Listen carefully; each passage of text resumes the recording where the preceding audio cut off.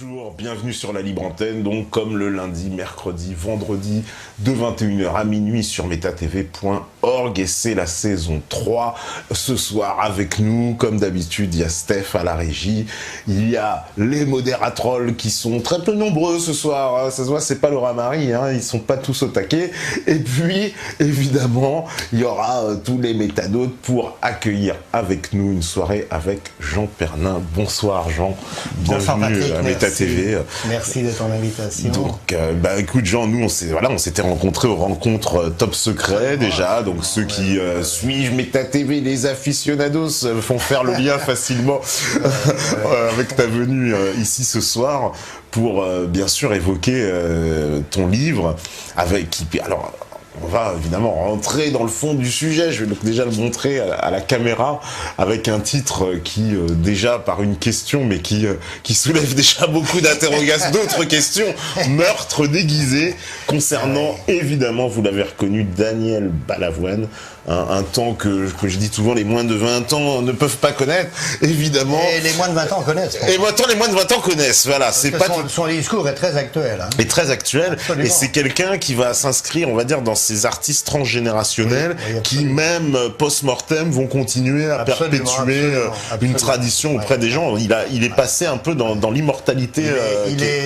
Tous ces textes sont d'une grande actualité aujourd'hui. Enfin bon, ça n'est pas démodé, quoi. Hein. Alors Balavoine n'est pas démodé. Il est loin d'être démodé. De toute façon, ce soir, évidemment, vous en doutez qu'on va vous passer quelques extraits de Balavoine. Vous en doutez bien. Ce sera, voilà, on me dit, il est tout beau, te parle.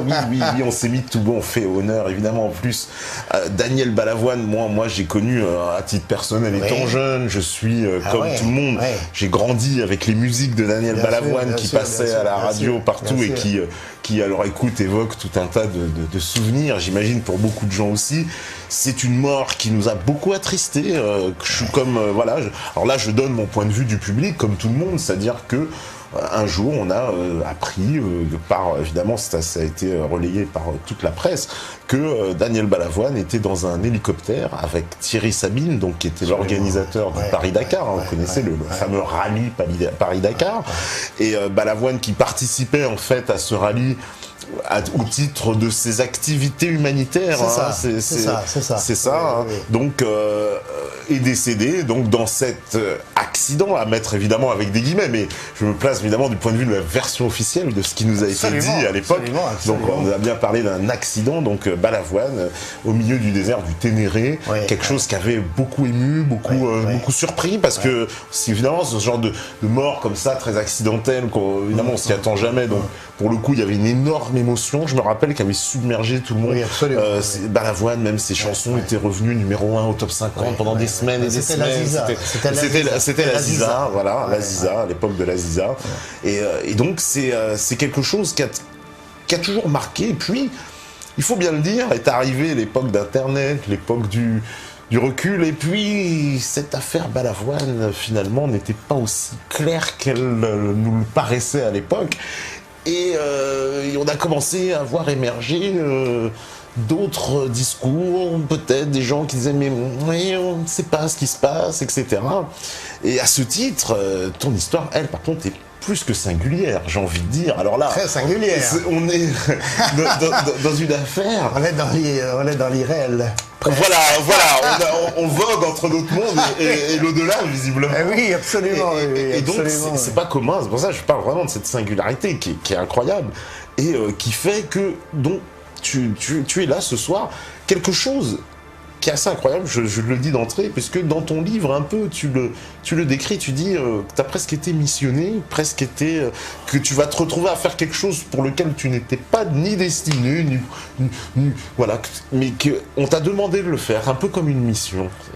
Est-ce qu'on peut voir les choses comme ça? On peut voir les choses complètement comme ça. Bon, je voudrais faire simplement un petit coucou pour pas l'oublier à tous mes amis de Roanne, évidemment, qui regardent ce soir. Bon, coucou jusqu'à la retraite. Et puis à tous les amis, évidemment, qui sont dans ma démarche, qui m'accompagnent également, et qui sont là, qui regardent également. Qui regardent. Ce soir. Donc, à bientôt.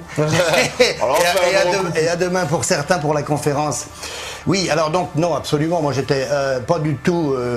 Bon, premièrement, pour moi, Balavoine, il était mort dans un accident d'hélicoptère. je ne me suis jamais posé la question autrement. Alors c'est vrai qu'il y a des gens qui, bon, parce que quand une personnalité surtout très aimée comme lui disparaît, bon, de plus il avait quand même provoqué le pouvoir, il avait provoqué Mitterrand, à 2 reprises, au moins à 2 reprises. Et donc on aurait pu penser, comme Coluche d'ailleurs, oui, comme Coluche, que bon, mort très étrange aussi. Oui, absolument, que ça pouvait pas être un accident, que ça aurait pu être autre chose. Personnellement, je ne me suis jamais posé la question, jamais. Donc déjà, ça cadre bien le problème. Hein, jamais je me suis posé la question de est-ce que c'est pas un accident, est-ce que c'est un accident? Jamais. Bon, alors maintenant on arrive à l'au-delà, en effet, qui réserve des surprises. Alors bon, il se trouve que mon fils Olivier est décédé en 95 et que j'étais pas forcément au clair d'ailleurs par rapport à ces histoires de vie après la mort à l'époque. Hein. J'en avais entendu parler, j'avais lu des livres sur le sujet. J'étais intrigué, comme tout le monde, la mort, ça nous interpelle, ça nous questionne, mais de là à imaginer une vie qui suit notre mort physique, une autre vie, donc une nouvelle vie, dans un monde invisible, hein, en tout cas, bon, j'étais pas très convaincu. Bon, toujours est-il qu'Olivier, mon fils, 21 ans, meurt brutalement le 8 juin 95. Et là, j'ai été directement confronté justement à cette hypothèse et à cette réalité de la vie après la mort. Parce qu'il s'est manifesté.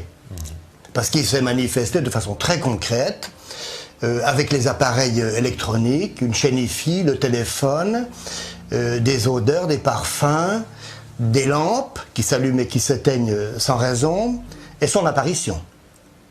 Il est apparu 2 semaines après sa mort. À sa camarade à Lyon, moi je l'ai vu dans des songes formidables.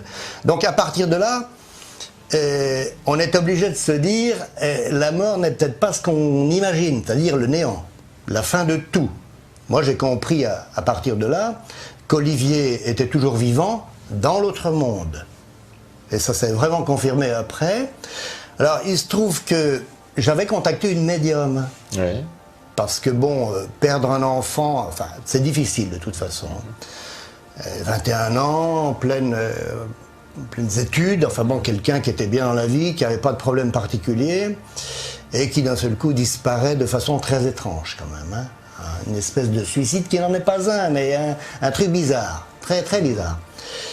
J'avais contacté donc une médium. Elle m'avait dit, mais vous savez, quand on part dans l'au-delà, il faut attendre à peu près 1 an, parce que c'est une nouvelle naissance, en fait. Quand on passe de l'autre côté, c'est une renaissance à l'envers, pour aller vers la vraie vie. Nous, on croit que la vraie vie, c'est la nôtre. Moi, j'ai compris, depuis que je reçois les messages d'Olivier, que la vraie vie, c'est l'autre. La vie de l'esprit. Dans le monde de l'esprit, dans le monde divin, enfin, appelons-le comme on voudra. Donc j'ai attendu 1 an et au moment où j'ai voulu avoir un message d'Olivier, parce que bon, avec mon épouse on s'interrogeait par rapport à cette mort qui était complètement inattendue, cette médium m'a dit je suis désolé, je ne peux pas, on me dit qu'on ne peut pas communiquer avec votre fils. Alors là j'ai pris une espèce de douche froide parce que bon, je ne comprenais pas pourquoi. Et en définitive, c'est moi qui, 1 semaine après, avec une méthode complètement bizarre, étrange, un pendule, le sien d'ailleurs, ai reçu les premiers messages. Le tout premier message que j'ai reçu, c'était le 4 septembre 96, où là, avec mon épouse et ma fille, il nous a écrit « Je suis vivant ». Alors ça nous a complètement écroulé. Ça nous a tellement écroulé qu'il y avait, en plus des communications et des messages, des manifestations physiques. Fauteuil qui craquait, fenêtres, portes, enfin bref, il y avait des présences. Il y avait des présences. Alors bon, on va pas faire l'émission là-dessus, c'est pas le but. Non, mais c'est important quand même d'expliquer. Toujours est important d'expliquer. Ouais. Mais donc, effectivement, donc j'ai commencé à recevoir des messages, et après, ces messages se sont amplifiés, je vais dire. Alors moi je suis très prudent, je suis cartésien. Dans un premier temps, je me suis dit, est-ce que c'est pas toi qui te fabriques les réponses, hein, ton envie d'avoir des messages, voilà, ton envie d'avoir les messages, d'autosuggestion. Voilà, absolument. Est-ce que c'est pas toi qui par hasard, bon, jusqu'au moment où j'ai posé des questions, on va dire un peu provocatrices quand même, pour avoir des preuves. Et là, j'ai eu des preuves. Mais les plus belles preuves que j'ai eues, c'est quand j'ai reçu des messages pour des personnes que je ne connaissais pas. Bon, donc à partir de là, je ne pouvais rien inventer, puisqu'on me donnait des informations sur ces gens-là, leur nom souvent, enfin en tout cas leur prénom, enfin des détails qui me confirmaient que c'était bien ça. Donc les gens me confirmaient que c'était bien ça. Donc à partir de là, je lui dis, là tu débloques pas, tu déconnes pas.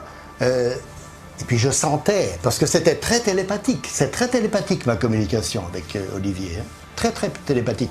Donc c'est une transmission de pensée très forte, très puissante. Mais il faut se mettre dans des conditions, ça ne se fait pas n'importe comment, ça ne se fait pas pour s'amuser, bien entendu, ça ne se fait pas pour faire de l'argent. Attention, jamais d'argent dans la spiritualité.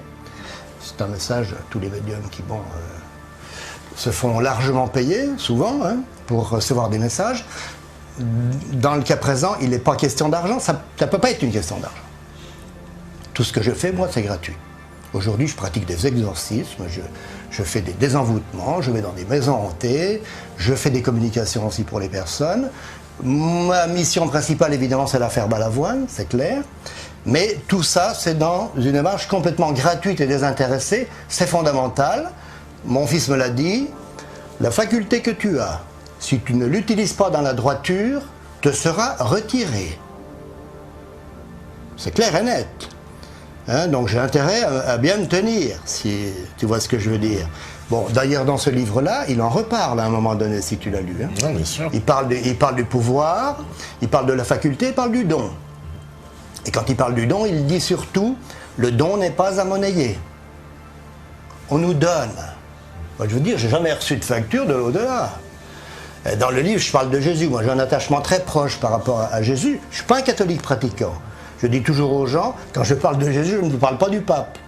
Je fais bien la différence, hein, on est bien d'accord. Hein. Pour moi, Jésus est un prophète, grand prophète, qui est venu sur terre comme d'autres, bien entendu. Mais j'ai une grande proximité avec lui, et je dis toujours, bah oui, mais moi, il ne m'a jamais envoyé sa facture. Donc je ne vois pas pourquoi je ferais payer des gens d'un service qu'on me donne gratuitement. On me le donne, donc je ne le fais pas payer. Alors, donc, ça a commencé en 96, et en effet, et on arrive à notre Daniel Balavoine, puisque en novembre 96, Olivier me parle d'un Daniel. Dans un message, spontanément. Spontanément, comme ça. Ah, mais spontanément. Ah, mais je demande rien, moi. Il parle Daniel, il y a un moi, Daniel je ne demande rien. Spontanément, il me dit, Daniel est mon ami, mon fidèle compagnon. Je note. Je note sur mon cahier, parce que je notais tout ce que je recevais. C'est ce Daniel. Alors, on n'a pas de Daniel dans notre famille. Lui n'avait pas d'ami qui s'appelle Daniel. Je pense au prophète Daniel, prophète qui est cité dans la Bible. Hein. Mais bon, c'est tout. Hein. J'approfondis pas. Je n'approfondis pas. Je pense absolument pas à Daniel Balavoine. Hein. Ouais. Ah là-bas, absolument pas. Là, t'es encore loin de penser que c'est Daniel Balavoine. Ah ben, je suis loin de penser à lui. Hein. Ah ben, je pense pas du tout à lui. Donc ça, c'était donc en 96. Et en 97, au printemps 97, le voilà qui revient me parler de Daniel. Cette fois-ci, il évoque Daniel Balavoine. Ah, intéressant. Il parle aussi de Coluche. Oui, voilà, parce qu'il dit qu'il parle avec Coluche. Il parle de Claude François. Oui, c'est assez étonnant. Il me parle de Mitterrand. Il me parle du général de Gaulle, enfin il me parle du commandant Cousteau, il avait une grande admiration pour le commandant Cousteau. Mais bon, c'est tout, moi je relève les informations, il m'en dit pas trop sur ces gens-là. En tout cas, il y a une chose c'est sûre, c'est qu'il évoque absolument pas la mort de Daniel Balavoine, ni celle de Coluche, dont on aurait pu croire effectivement et penser que ces deux-là ne sont pas morts naturellement. Mais moi je ne pose aucune question. Pourquoi ? Parce que pour moi, ces gens-là sont morts dans un accident. Donc je ne dis pas à Olivier, à propos, dis donc, comment sont-ils morts ceux-là ? Pas du tout. Claude François a débarqué là, bon aujourd'hui je sais pourquoi, mais on ne va pas faire une émission sur Claude François. Mais là aussi c'est pas clair. Du tout. Mais c'est pas le but de la soirée. Mais en tout cas je pose aucune question, et moi pendant 7 ans, de 97 à janvier 2004, je continue dans ma démarche, évidemment, de communication avec l'au-delà, de messages, d'aide, parce que mon but, c'est aussi d'aider les parents qui ont perdu des êtres chers, c'est ça ? C'est ça, ma mission principale, parce que je sais ce que c'est. Je sais la souffrance que ça génère. Je connais l'épreuve. Je l'ai vécue, je l'ai traversée. Voilà, aujourd'hui, elle est loin, l'épreuve. L'épreuve, aujourd'hui, c'est même un bonheur. Depuis longtemps, déjà. Alors, on arrive, en effet, en janvier 2004. Et c'est là que tout se révèle. Enfin, tout. Le début, parce qu'après, c'est venu crescendo, petit à petit, progressivement. Donc, en janvier 2004, je regarde un hommage à Daniel Balavoine à la télévision.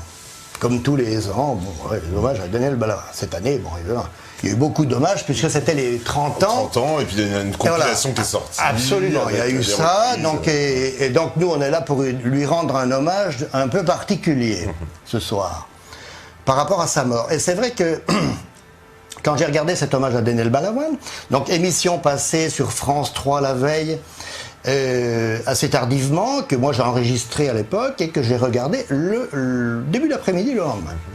Je ne saurais pas te dire exactement le jour, hein, ça devait être le 9 ou le 10, quelque chose comme ça. Je regarde cet hommage, donc il y a plusieurs personnalités qui interviennent, des gens connus, hein. Il y a entre autres la sœur de Daniel Balavoine, une des deux sœurs de Daniel Balavoine, Marie-Françoise, qui intervient, et il y a d'autres personnes dont je ne citerai pas le nom parce que il y en a une en particulier qui est complètement impliquée dans l'histoire. Complètement impliquée dans l'histoire. Mais bon, je ne suis pas là pour faire de la délation ni de la dénonciation, c'est pas le but. Le but, c'est d'aider les consciences à accoucher. C'est ça qui est important. C'est ça l'objet de ma démarche. Alors donc, on arrive en fin d'émission. Alors, effectivement, il y a ce personnage qui s'exprime. Et après, il y a la sœur de Daniel Balavoine qui s'exprime. Et là, ce qu'elle dit me trouble. Ce qu'elle dit me trouble par rapport au personnage qui a parlé avant. Et ça, en fait, ce qu'elle dit, c'est certainement là-haut, on me le traduit différemment. En fait, je traduis quoi? Je traduis à cet instant que cette femme dit quelque chose de pas sympathique du tout par rapport au personnage qui l'a précédé dans l'intervention. Et d'un seul coup, je comprends, et on me le dit, qu'il y a une intrigue autour de cette mort et qu'on ne nous a pas dit toute la vérité. Et là, je suis quand même ébranlé là-dessus. J'ai dit là, il y a un truc. Il y a un problème. Alors bon, ça m'a évidemment sérieusement travaillé. Le 13 au soir, très important, hein, à noter, le 13 janvier, en soirée, le 13 janvier 2004, je suis vraiment poussé pour faire une communication. Je prends mon pendule et hop, ça se met en route. Et là, je reçois un message de Daniel Balavoine, qui ne parle pas du tout de son accident d'ailleurs. Alors ce message, il est là, tu l'as lu. Mais je retrouve dans ce message la personne engagée qu'on a connue, qui nous dit d'ébranler les citadelles, politiciennes évidemment, qui gouvernent le monde, qui nous dit de ne pas nous laisser manipuler. Enfin, un message de combat, un message de lutte, un message engagé. Voilà, il nous dit. Un peu du c'est presque complotiste de l'au-delà. Il nous dit attention, ne laissez pas manipuler. Oui, mais non, mais si. C'est pour nous ouvrir les yeux. Ouais. Parce que bon, il y a quand même plein de gens qui sont manipulés. Bien sûr. Dire le troupeau de moutons, il est quand même énorme. Hein. Il y a quelques brebis qui vont à droite, qui s'écartent, mais les autres, c'est tout droit. Voilà, c'est pour ça. Je trouve ça. L'abattoir est là-bas, hein. Allez-y. Je trouve ça assez, voilà. Oui. Ça mérite d'être souligné qu'ils nous disent attention, vous ne laissez pas manipuler. Absolument. De vision, mais bien entendu. Donc ce message est quand même très fort. Il parle des prédateurs, hein. Il parle de l'argent, qui n'en ont jamais assez, que le pouvoir, bon, ce sont des assoiffés de pouvoir. Enfin, voilà, je résume les messages. Le message est beaucoup plus important, évidemment. Hein. En tout cas, ce message m'ébranle, mais je retrouve dans ce message l'engagement de Daniel Balavoine. Je retrouve le combattant. Alors, que faire de ce message? Que faire de ce message? Alors, ce message, je le communique à Jean-Claude Carton. Très important à dire. À souligner parce que Jean-Claude Carton m'a invité dans 2 émissions en 2004 pour parler de mon expérience de vie, donc sur la vie après la mort, hein, avec l'au-delà, et en 2005 justement aussi pour en parler. avec des amis qui étaient là, donc Christine qui nous regarde ce soir. Et en 2004, en effet, je communique cette info à Jean-Claude Cartan, qui est de l'autre côté maintenant. Hein. Il est parti à... Tu l'as connu? Non. Très engagé, hein, Jean-Claude. Donc, il était sur la radio Ici et Maintenant. Oui, voilà. Oui. Donc, et il m'a dit, mais oui, on va en parler en mars 2004. On avait pris date justement pour parler de ça. Il m'a dit, parce que moi, j'ai côtoyé Daniel Balavoine, parce que j'ai fait un peu de chanson. Il était chanteur dans ses débuts. Et il a eu l'occasion de croiser Daniel souvent. D'accord. Donc, donc, du coup, c'était bien une bonne opportunité. En effet, à l'émission de mars, on en a parlé. Et ce message, j'ai voulu le communiquer à la famille Balavoine. Marie-Françoise Balavoine, je trouve ses coordonnées facilement. Et je téléphone. Et là, je tombe sur un monsieur, je lui ai dit, écoutez, vous allez peut-être me prendre pour un fou, mais en tout cas, voilà ce que j'ai à vous dire. Hein. Mon fils est décédé, je reçois des messages, et là, j'ai reçu un message de Daniel Balavoine, contre toute attente, hein, contre toute attente. Et il me dit, non, pas du tout, je vous prends pas du tout pour un fou. Il prend ça très au sérieux. Non, il prend ça, parce qu'il me dit, mais moi-même, j'ai une expérience par rapport à ça. Par rapport à un fils, enfin bon. Ah, je dis alors, il me dit, écoutez, envoyez ce message, hein, vous avez une adresse internet, voilà, vous avez des coordonnées, envoyez toutes vos coordonnées. Et si Marie-Françoise veut vous rappeler, elle vous rappellera, chose qu'elle n'a jamais faite, hein, jamais. Hein. Et à la fin de notre entretien, donc je lui dis, mais vous êtes qui par rapport à... il me dit, je suis Monsieur Maestre, son mari. Ah, je suis enchanté, monsieur. Je lui dis, il faut que je vous pose une question. Et j'ai le sentiment qu'il y a une intrigue autour de cette mort et qu'on ne nous a pas dit toute la vérité. Alors, je lui pose la question comme ça, hein, textuellement. Qu'en pensez-vous? Et là, silence. Le silence.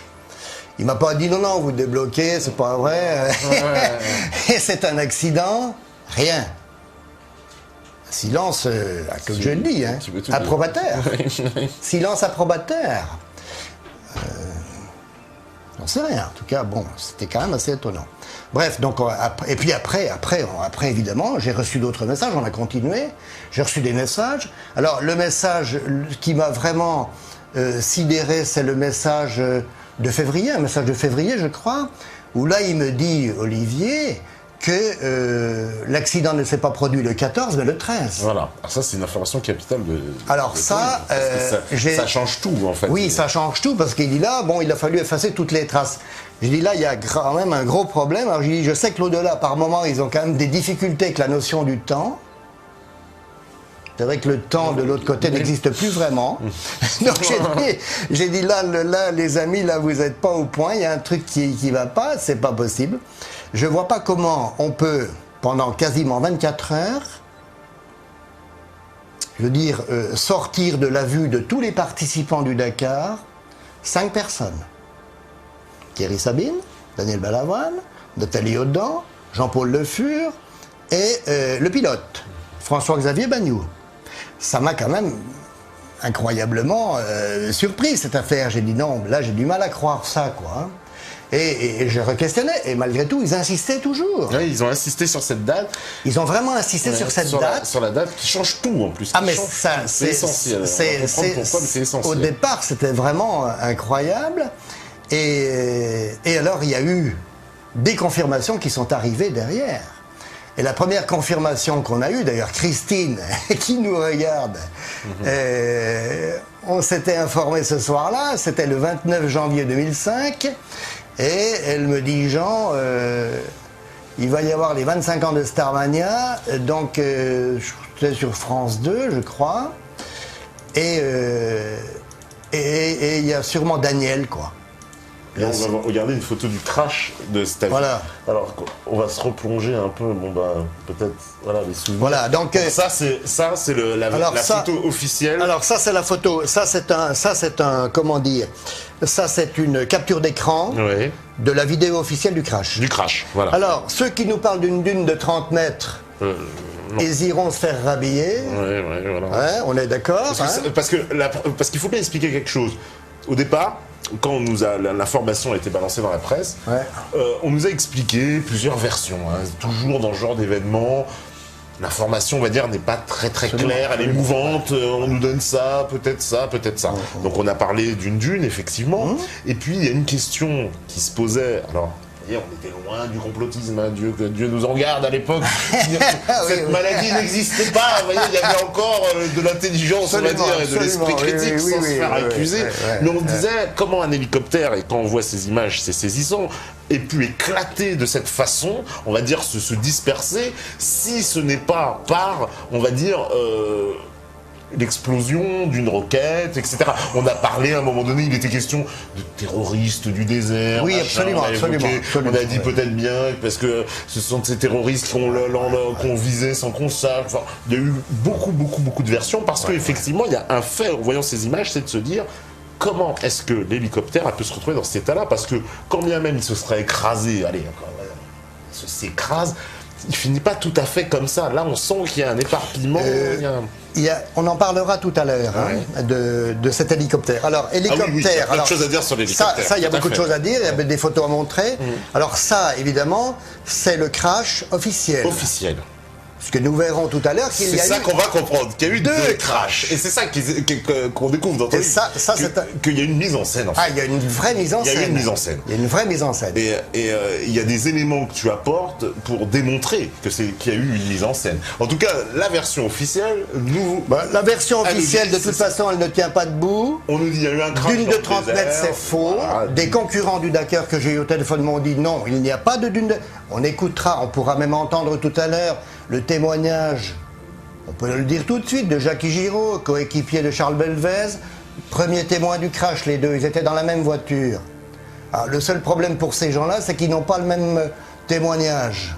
C'est quand même ennuyeux. Dire, on est dans la même bagnole, on voit pas la même chose.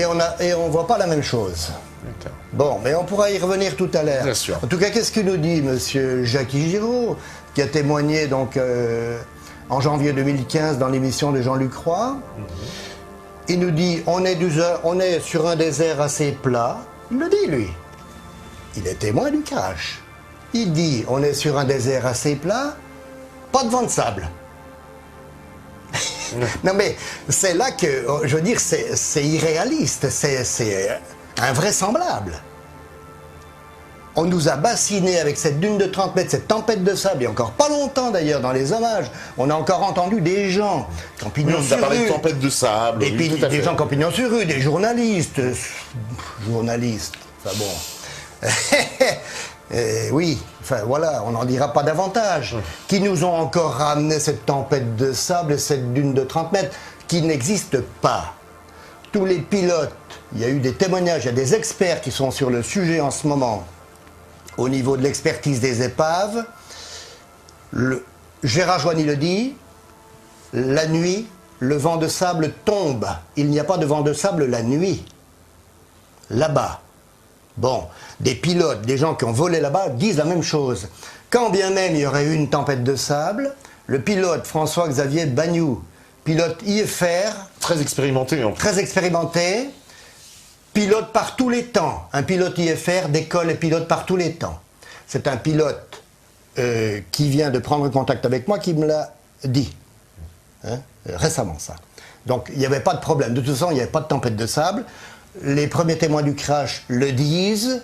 Donc, on ne va pas être plus royaliste que le roi. N'allons pas chercher midi à 14h. On nous a menti. La version officielle est un mensonge. C'est clair et net. Et ce qui est dramatique, c'est que des gens la soutiennent toujours, cette version officielle. Alors, ils auraient plutôt intérêt à ne plus la soutenir et à revenir quand même à autre chose de plus raisonnable et de plus sensé. Parce que des contradictions dans des témoignages, et tout à l'heure on verra encore des énormités, évidemment, quand on regardera les hélicoptères, dire à un moment donné, ça ne tient plus la route, quoi. On ne peut plus tenir sur une version officielle comme ça. C'est plus possible. C'est absolument pas possible. Alors, pour revenir à notre histoire du 13 janvier 86, on a effectivement ce soir du 29 janvier 2005, à l'occasion de l'émission Les 25 ans de Starmania, une confirmation, un royal. Royal. Alors, je ne sais pas si tu peux la passer maintenant. Non, on va la passer après. Ou si on la passe à la pause. Ouais. Donc, émission animée par Daniela Lombroso, j'en parle dans le livre. Et à un moment donné, donc la commentatrice parle de Daniel, de son action humanitaire sur le Dakar, et dit, alors, un truc incroyable, parce que là, je ne sais pas où ils vont chercher leurs infos.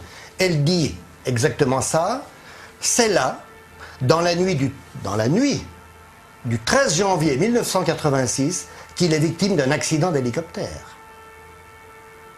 Oui, c'est ce qui est dit dans l'émission. C'est dit dans l'émission.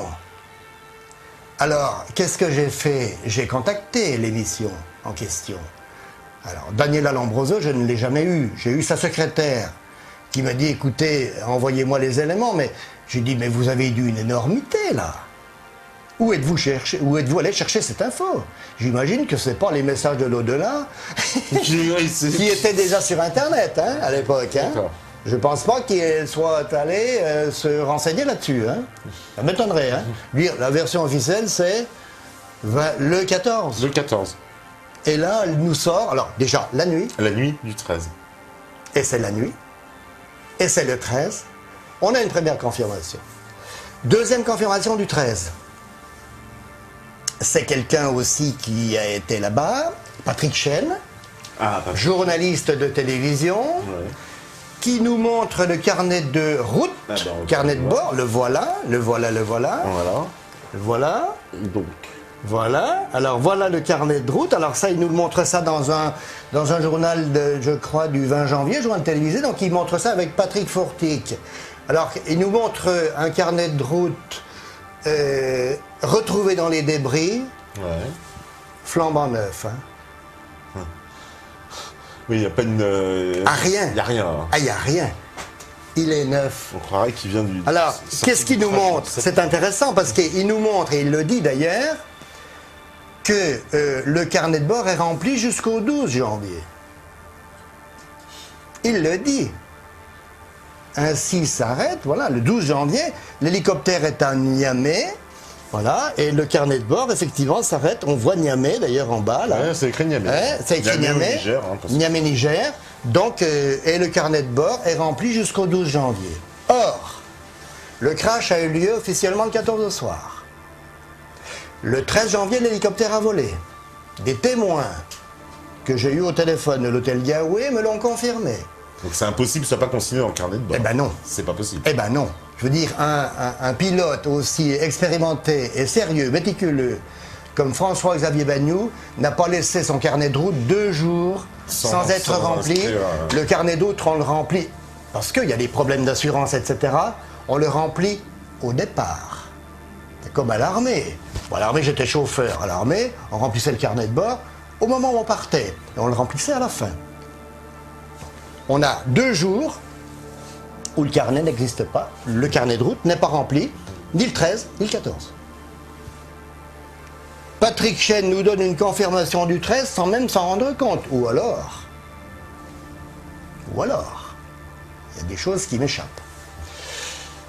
Alors, polémique aussi à ce moment-là, je veux dire Patrick Fortic qui accuse le père Bagnoud, donc Bruno Bagnoud, disait que c'était pas son fils qui pilotait.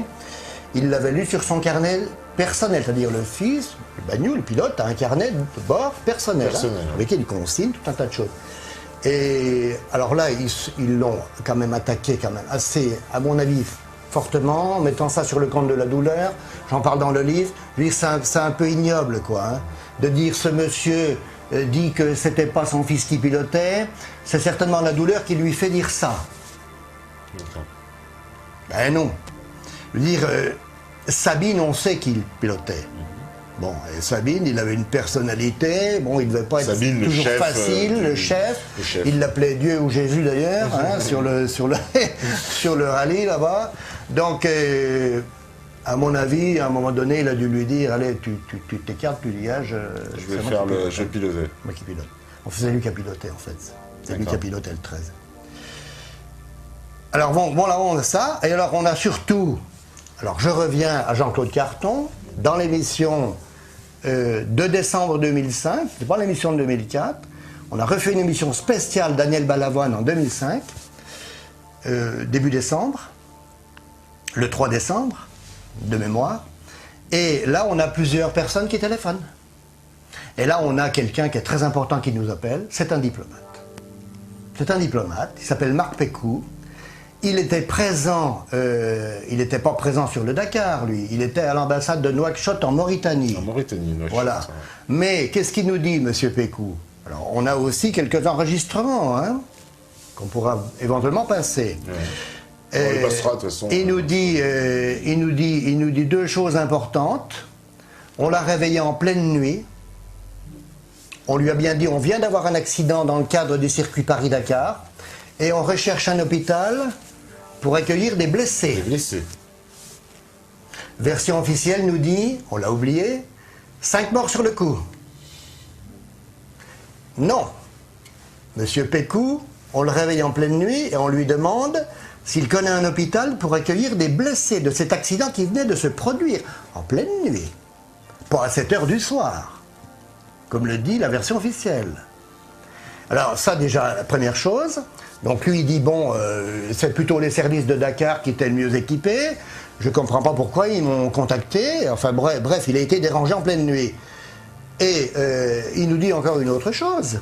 Il nous dit, ça s'est pas du tout passé le 14. Il nous dit, ça s'est passé dans une nuit de week-end. Alors là, c'est encore autre chose. Donc une nuit de week-end, il nous dit, ça a pu se passer que le samedi ou le dimanche. Alors là, je pense qu'il y a une confusion dans l'esprit de M. Pécou.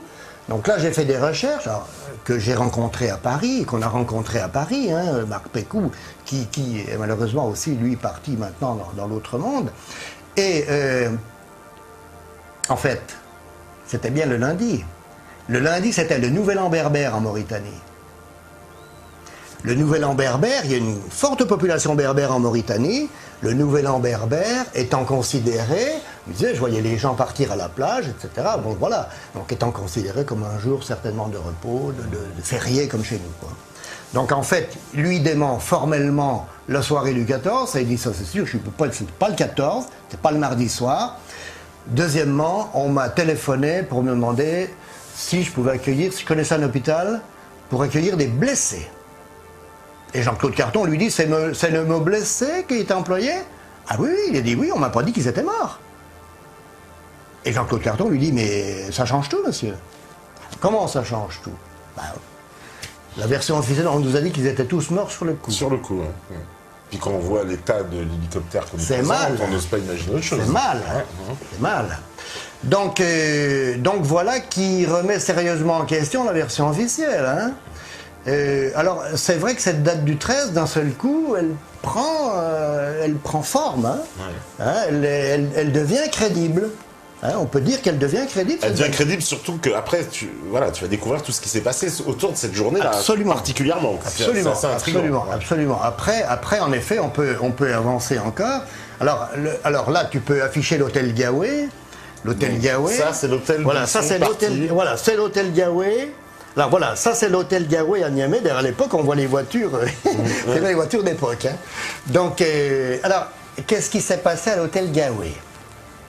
Alors, de ce qu'on en sait, de façon officielle, et de ce qu'on en sait par l'au-delà, qui nous donne des informations par rapport à ce qui s'est passé dans la nuit. Alors, l'hôtel Gaoué. Donc l'hôtel Gaoué, journée de repos. C'est Gérard Mérigot qui le dit, directeur des sports d'Antenne 2 à l'époque. Le soir, on est une bonne quinzaine à l'hôtel. C'est-à-dire le soir, bon voilà, c'est un repas, c'est un moment sympathique. Un moment sympathique.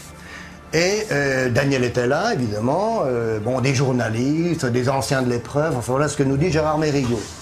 Et alors là, c'est vrai que moi, j'ai reçu un message sur cette soirée du 13, et surtout ce qui s'est passé après. Ce qui s'est passé après. Donc, vers 22h, un message me dit, vers 22h, cet équipé s'en va, hein, tout le monde va rentrer, etc. Parce que le lendemain, c'est 4h le départ de la course. Hein. 4h. 4h du matin. Voilà. Alors, ce qu'il faut savoir, c'est que Thierry Sabine, et ça, je le sais d'un gars du Dakar, qui était interviewé par une amie, quelqu'un de connu sur le Dakar, qu'en fait, Thierry Sabine a fait le briefing l'après-midi à l'hôtel Yahweh. Bon. Voulant dire par là que le lendemain, il n'était pas au départ. Curieux, ça. Alors, certains disent qu'il est au départ, d'autres disent qu'il n'y était pas. D'ailleurs, il y en a un qui dit, tu l'as lu dans le livre, quand on part le matin, il s'en mord déjà.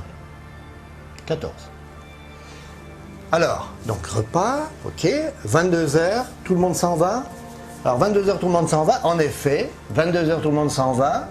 On a confirmation que ça s'est bien terminé à 22h, par des témoins. Donc c'est intéressant parce que moi, les messages de l'au-delà, je les aime bien, mais j'aime bien quand j'ai des confirmations. Je suis cartésien, les pieds sur terre. Alors là, on a bien confirmation, effectivement, par des témoins, qu'à 22h, tout le monde s'en va. Thierry Sabine était venu avec son hélicoptère. J'ai eu M. Jean-Marie da Silva au téléphone, un employé de l'hôtel, qui m'a dit oui, il est venu avec son petit hélicoptère qu'il a posé sur le parking. On se demandait même comment il allait poser son hélicoptère sur le parking de l'hôtel. Et il m'a dit ils sont repartis un peu tard. Un peu tard. Alors je lui dis combien ils étaient dedans. Il me dit je ne sais pas. Quand ils sont arrivés, ils étaient 2 ou 3, voilà ce qu'il m'a dit.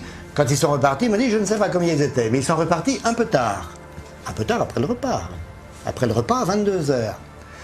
Alors, intéressant parce que on a encore une confirmation, je le dis là. Daniel Balavoine devait dormir dans une chambre de l'hôtel Yahweh avec quelqu'un d'autre. Et ce quelqu'un nous dit quoi? Il nous dit qu'il est venu à 22h prendre son sac et il a dit je dors pas là. Je dors pas là. Il est parti. Voilà. Et il est parti. Et le lendemain, ce monsieur apprenait au bar de l'hôtel en prenant son petit déjeuner qu'il était mort dans la nuit. Alors, c'est des gens qui, au niveau des témoignages, voilà, c'est pas évident de témoigner, il veut pas s'exposer. Il y a des gens qui ont peur, il faut quand même le savoir. Il faut quand même savoir que les assassins, on va le dire, les assassins et complices d'assassins sont toujours de ce monde. Toujours de ce monde, libre. Donc voilà, bon, moi, ils peuvent me faire tout ce qu'ils veulent, ça je m'en fous complètement. De toute façon, ils m'ont rien fait jusqu'à présent. S'ils veulent me dégommer à la sortie du studio, ça me poserait aucun problème parce que moi j'irais de l'autre côté puis je les emmerderais encore d'ailleurs. Donc ils n'ont pas intérêt à le faire, il vaut mieux qu'ils ménagent leur âme et au contraire qu'ils avouent leur faute, ça sera bien mieux et plus intéressant pour eux. Non, je voudrais pas que ça te pose des problèmes. Non, parce que nous on aura des problèmes. Je voudrais pas que ça te pose des problèmes à toi par contre. Nous on va rester là. C'est une boutade, mais bon, je le dis toujours parce que moi, bon, j'ai pas peur de la mort, ça m'est égal. Et donc, alors là, on va entrer dans ce qu'on appelle un peu la fiction, parce que là, on n'est plus dans des, dans des vérités ou dans des preuves concrètes. On est dans ce que les messages de l'au-delà nous disent. Alors, passe à la photo suivante. Donc ça. Les biais, voilà, les biais, voilà. Alors là, c'est la vue de Niamey. Vue de Niamey, satellite. Alors, voilà, tu peux l'agrandir. Oui.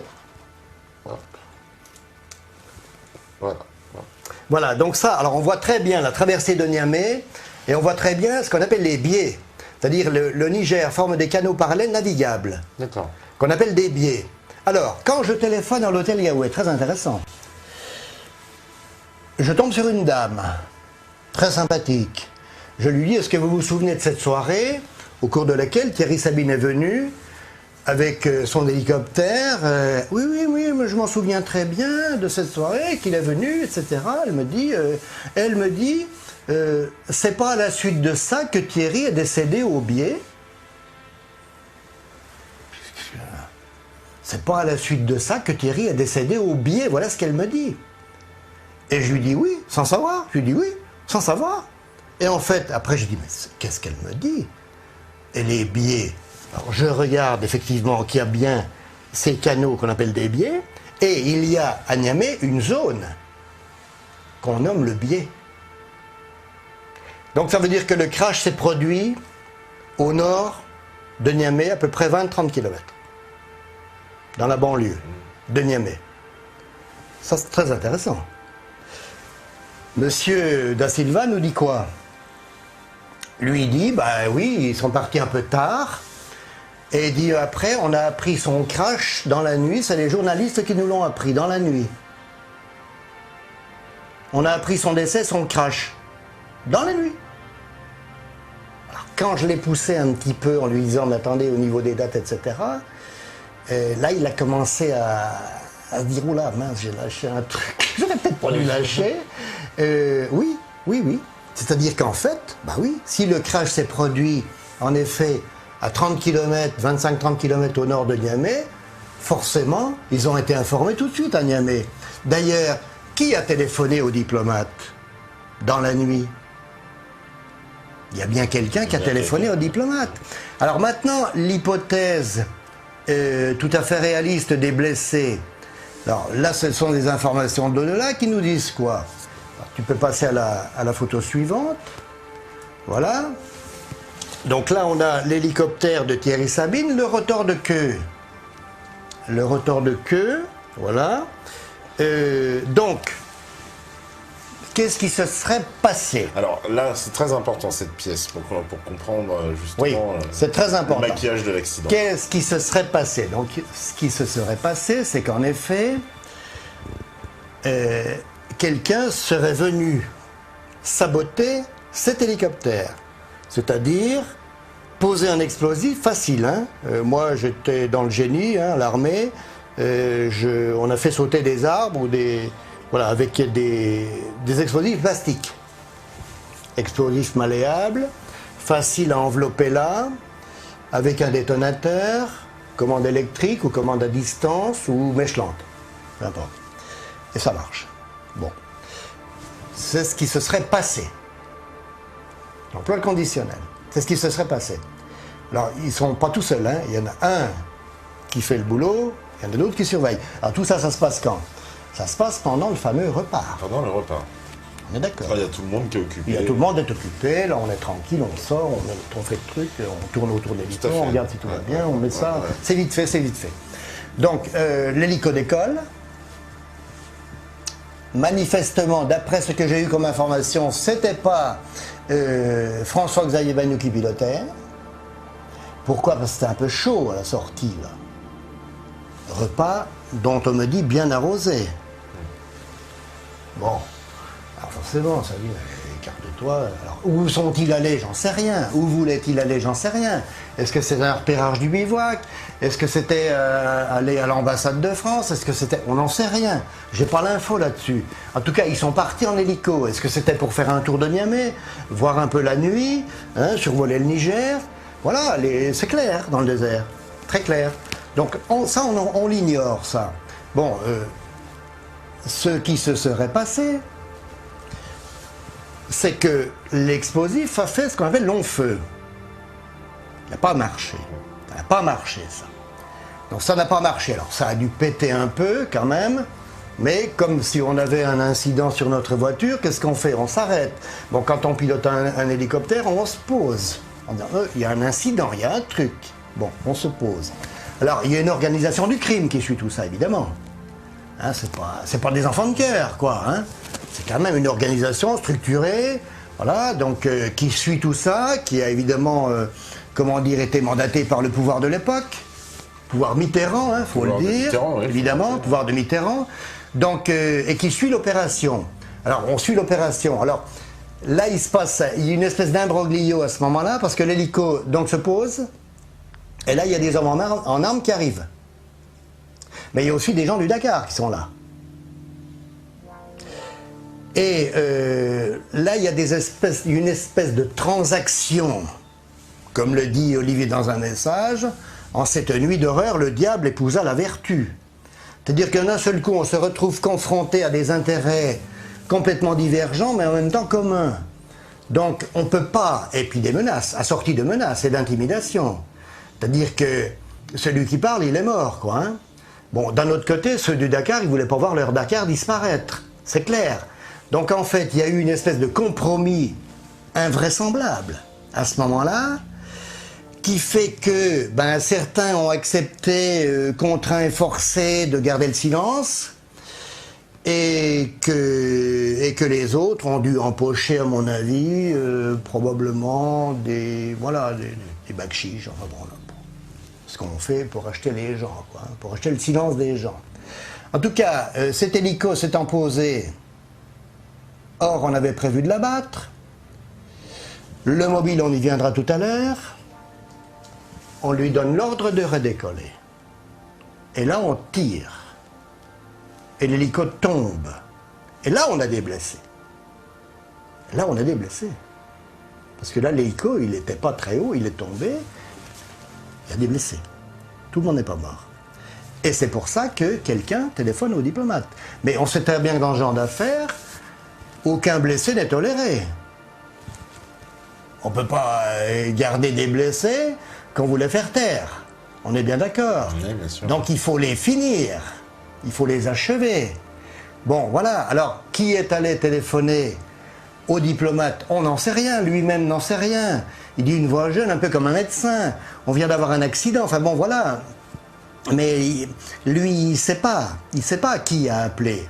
Qui a appelé. Alors après, bon, certains disaient... Alors Bernard Giroux, par exemple, qui était aussi sur le Dakar à l'époque, coéquipier de l'Arctique, je crois, on disait qu'il parlait beaucoup, Bernard Giroux. Alors, moi, j'ai eu l'occasion de parler avec son père. Je lui ai dit, est-ce que vous avez est-ce que vous avez entendu votre fils parler d'autre chose? Il m'a dit non, jamais, même quand ils étaient réunis avec des amis journalistes, non, j'ai jamais entendu parler de ça.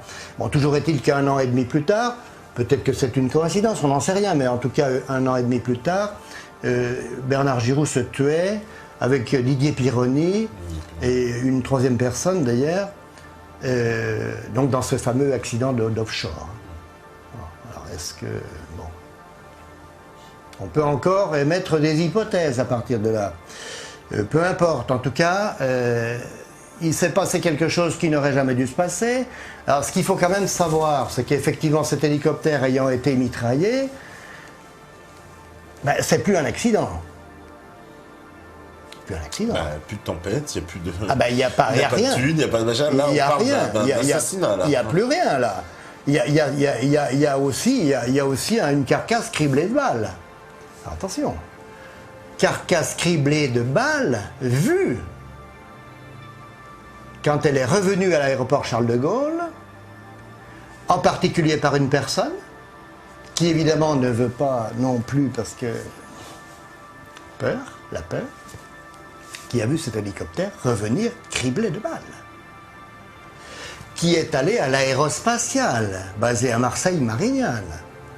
Des gens de l'aérospatiale l'ont vu également. Mais on est dans l'omerta, là. On ne dira rien sur ça. On ne dira rien, là. Il est revenu, criblé de balles. Il y en a plein qui l'ont vu, mais il n'y en a pas un qui l'ouvre.